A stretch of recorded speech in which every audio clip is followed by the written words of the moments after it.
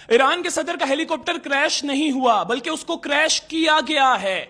नाजरीन, माहिरीन के मुताबिक ये जो हेलीकॉप्टर था बेल 212, ये अमेरिकन मेड हेलीकॉप्टर है और ये दुनिया का सेफेस्ट हेलीकॉप्टर है। ये हेलीकॉप्टर क्रैश नहीं हो सकता। नाजरीन, माहिरीन के मुताबिक इस हेलीकॉप्टर में 2 इंजन होते हैं।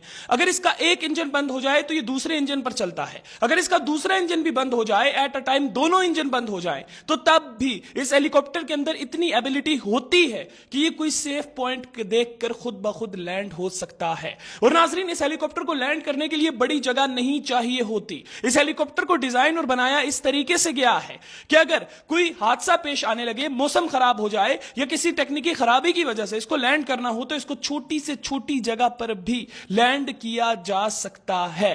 तो नाजरीन, माहिरीन का यह कहना है ऐसा नहीं हो सकता कि यह दुनिया का सेफेस्ट हेलीकॉप्टर मौसम खराब होने की वजह से क्रैश कर जाए। नाजरीन, माहिरीन का यह भी कहना है कि ये जो ईरान के प्रेसिडेंट का हेलीकॉप्टर था, इब्राहिम रईसी साहब का हेलीकॉप्टर था, यह हेलीकॉप्टर जमीन पर आकर क्रैश नहीं हुआ। नाजरीन, माहिरीन का यह कहना है कि यह हेलीकॉप्टर आसमान में फटा है।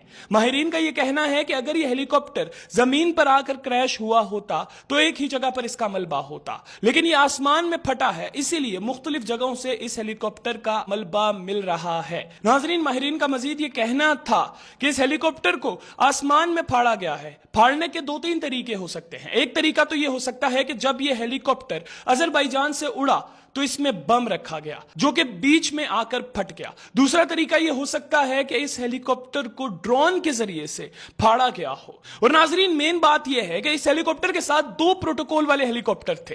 होता यह है कि जब आपके एक हेलीकॉप्टर के साथ 2 हेलीकॉप्टर प्रोटोकॉल के लिए होते हैं तो एक हेलीकॉप्टर आगे होता है और एक हेलीकॉप्टर पीछे होता है। तो नाजरीन, ऐसा कैसे हो सकता है कि इब्राहिम रईसी, ईरान के प्रेसिडेंट का हेलीकॉप्टर आसमान में फट गया, जो पीछे हेलीकॉप्टर था उसको भी नहीं पता चला और जो अगला हेलीकॉप्टर था उसको भी नहीं पता चला, और दोनों हेलीकॉप्टर अपनी मंजिल तक पहुंच गए। वो दोनों आम नॉर्मल हेलीकॉप्टर थे, जबकि ये जदीद हेलीकॉप्टर था। नाजरीन, अगर मौसम की वजह से क्रैश होना ही था तो उन दोनों हेलीकॉप्टर में से किसी एक हेलीकॉप्टर को क्रैश होना चाहिए था। ये जदीद टेक्नोलॉजी वाला हेलीकॉप्टर कैसे क्रैश हो गया? खैर नाजरीन, आप लोग इसके ऊपर क्या राय रखते हैं जरूर कमेंट सेक्शन में बताइएगा। इसके साथ ही मुझे दीजिए इजाजत। अल्लाह हाफिज।